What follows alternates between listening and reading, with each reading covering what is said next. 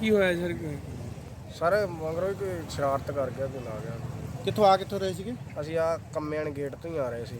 ਕਿੰਨੀਆਂ ਟਰਾਲੀਆਂ ਸੀ ਜਿਹੜੀਆਂ ਪਰਾਲੀ ਦੀਆਂ ਗੱਠਾਂ ਨਾਲ ਭਰੀਆਂ ਸੀਗੀਆਂ ਤੁਹਾਡੀਆਂ? ਦੋ ਸੀਗੀਆਂ, ਇੱਕ ਲੰਘ ਗਈ। ਅੱਛਾ, ਪਹਿਲਾਂ ਇੱਕ ਲੰਘ ਗਈ ਸੀਗੀ। ਹਾਂਜੀ ਪਿਛਲੀ ਟਰਾਲੀ ਨੂੰ ਲੱਗੀ ਅੱਗ? ਹਾਂਜੀ। ਤੇ ਕਿੰਨਾ ਕੁ ਨੁਕਸਾਨ ਆਇਆ? ਨੁਕਸਾਨ ਤਾਂ ਹੀ ਹਜੇ ਕੱਢੇ ਪਤਾ ਲੱਗੂਗਾ, ਵੱਧ ਹੀ ਨੁਕਸਾਨ। ਟਰੈਕਟਰ ਨੂੰ ਵੀ ਕੋਈ ਨੁਕਸਾਨ ਆਇਆ ਕਿ? ਟਰੈਕਟਰ ਵੱਜ ਗਈ। ਇਹ ਮਤਲਬ ਲੋਕਾਂ ਨੇ ਹਿੰਮਤ ਕਰਕੇ ਬਚਾਇਆ ਕਿ? ਹਾਂਜੀ। ਹੁਣ ਕੀ ਪੋਜੀਸ਼ਨ ਹੈ? ਪੋਜੀਸ਼ਨ ਇਹੀ ਹੈ ਜੀ, ਹੁਣ ਤਾਂ ਕੋਈ ਮਸ਼ੀਨ ਆਵੇ ਤਾਂ ਬਾਹਰ ਕੱਢੀਏ। ਦੂਜੀ ਟਰਾਲੀ ਪਹਿਲਾਂ ਨਿਕਲ ਗਈ ਸੀਗੀ ਸਹੀ ਸਲਾਮਤ? ਸਹੀ ਸਲਾਮਤ ਨਿਕਲ ਗਈ। ਨਹੀਂ, ਇਹ ਬਿਜਲੀ ਸਪਾਰਕ ਨਾਲ ਵੀ ਹੋ ਸਕਦੀ ਕਿ ਕਿਸੇ ਨੇ ਜਾਣ ਕੁਝ ਕੇ ਸ਼ਰਾਰਤ ਕੀਤੀ? ਜਾਣ ਬੁੱਝ ਕੇ ਸ਼ਰਾਰਤ ਕੀਤੀ। ਕੀ ਲੱਗਦਾ ਤੁਹਾਨੂੰ, ਹੈ ਕੋਈ ਕਿਸੇ ਤੇ ਸ਼ੱਕ? ਕੋਈ ਸ਼ੱਕ ਲੰਘੇ ਆ, ਸਾਡੇ ਕੋਲ ਦੀ ਲੰਘੇ ਜੀ।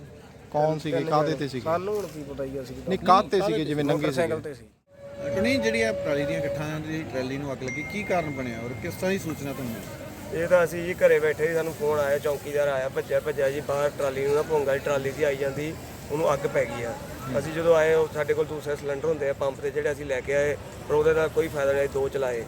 ਉਸ ਤੋਂ ਬਾਅਦ ਅਸੀਂ ਫਾਇਰ ਬ੍ਰਿਗੇਡ ਨੂੰ ਫੋਨ ਕੀਤਾ, 5-10 ਮਿੰਟਾਂ ਦੇ ਵੱਧ ਤੋਂ ਵੱਧ ਫਾਇਰ ਬ੍ਰਿਗੇਡ ਆ ਗਈ ਇੱਥੇ। ਉਹਨਾਂ ਨੇ ਆ ਕੇ ਅੱਗ ਤੇ ਕਾਬੂ ਪਾਇਆ। ਕਿੰਨੀ ਕੁ ਸਾਰੀ ਟਰਾਲੀ ਫੁੱਲ ਸੀ, ਲੋੜ ਹੀ ਤੇ ਸਾਰੀ ਮੱਚ ਗਈ। ਸਰ, ਜਿਵੇਂ ਟਰਾਲੀ ਦੇ ਦੋਵੇਂ ਆਸੇ-ਪਾਸੇ ਪੈਟਰੋਲ ਪੰਪ ਹੋਵੇ, ਦੋਨਾਂ ਸਾਈਡਾਂ ਤੇ ਵੱਡਾ ਰਿਸਕ ਵੀ ਹੋ ਸਕਦਾ ਸੀ ਕੋਈ? ਬਹੁਤ ਵੱਡਾ ਰਿਸਕ ਸੀ ਇਹ, ਜੇ ਨਾ ਟਾਈਮ ਨਾਲ ਆਉਂਦੀ ਫਾਇਰ ਬ੍ਰਿਗੇਡ ਤੇ ਬਹੁਤ ਵੱਡਾ ਰਿਸਕ ਸੀ ਇਹ। ਕਿਸ ਤਰ੍ਹਾਂ ਦੇ ਦੇਖਦੇ ਹੋ ਕਿ ਅਜਿਹੀਆਂ ਟਰਾਲੀਆਂ ਨੂੰ ਬੰਦ ਹੋਣਾ? ਇਹ ਤਾਂ ਬੈਨ ਹੋਣੀ ਚਾਹੀਦੀ ਹੈ ਜੀ, ਬਿਲਕੁਲ ਬੈਨ ਹੋਣਾ ਚਾਹੀਦਾ। ਜਾਂ ਤਾਂ ਇਹ ਮਤਲਬ ਕੋਈ ਇਹਨਾਂ ਦਾ ਕੋਈ ਹੋਵੇ ਤਰੀਕੇ ਨਾਲ ਲੈ ਕੇ ਜਾਣ, ਪਰ ਆ ਜਿਵੇਂ ਖੁੱਲੇ ਆਵੇਂ ਲਈ ਫਿਰਦੇ, ਇਹਦਾ ਤਾਂ ਕੋਈ ਬਹੁਤ ਵੱਡਾ ਹਾਦਸੇ ਨੂੰ ਕਾਰਨ ਬਣ ਸਕਦਾ ਹੈ। ਮਤਲਬ ਬਹੁਤ ਜ਼ਿਆਦਾ ਗੱਠਾਂ ਉੱਪਰ ਸੀਗੀਆਂ, ਬਹੁਤ ਫੁੱਲ ਹਾਈਟ ਲੋਡ ਤੇ ਸੀ ਜੀ, ਫੁੱਲ ਤਾਰਾਂ ਨਾਲ ਸਪਾਰਕ ਹੋਈ ਆ, ਉਹਦੇ ਨਾਲ ਕੋਈ ਹੋਇਆ ਇਹ। ਮਤਲਬ ਹਾਈਟ ਜ਼ਿਆਦਾ ਸੀਗੀ? ਹਾਈਟ ਜ਼ਿਆਦਾ ਸੀ, ਹਾਂਜੀ।